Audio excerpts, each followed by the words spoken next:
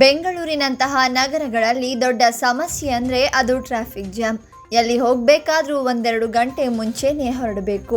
Traffic ಜಾಮ್ನಿಂದ ಎಷ್ಟೇ ಕೋಪ ಬಂದರೂ ಕೂಡ ಗಂಟೆಗಟ್ಟಲೆ ಕಾಯೋದನ್ನು ಮಾತ್ರ ಏನು ಮಾಡೋಕ್ಕೆ ಸಾಧ್ಯವಿಲ್ಲ.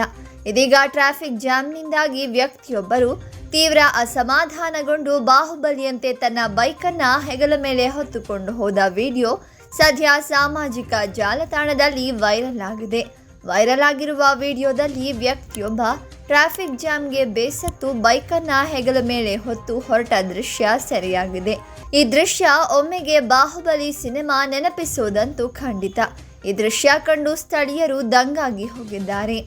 ವೈರಲ್ ಆಗಿರೋ ವಿಡಿಯೋದಲ್ಲಿ ವ್ಯಕ್ತಿಯೊಬ್ಬ ಅಷ್ಟು ವಾಹನ ದಟ್ಟಣೆಯ ನಡುವೆ ತನ್ನ ಬೈಕ್ ಎತ್ತಿಕೊಂಡು ನಡೀತಾ ಇರುವ ದೃಶ್ಯ ಒಮ್ಮೆಗೆ ಬಾಹುಬಲಿ ಸಿನಿಮಾವನ್ನ ಖಂಡಿತ ನೆನಪಿಸುತ್ತೆ.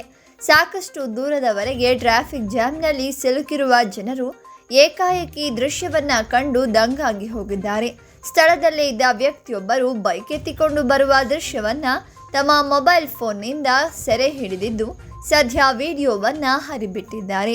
ಇನ್ಸ್ಟಾಗ್ರಾಮ್ ಖಾತೆಯಲ್ಲಿ ವಿಡಿಯೋ ಹಂಚಿಕೊಳ್ಳಲಾಗಿದೆ.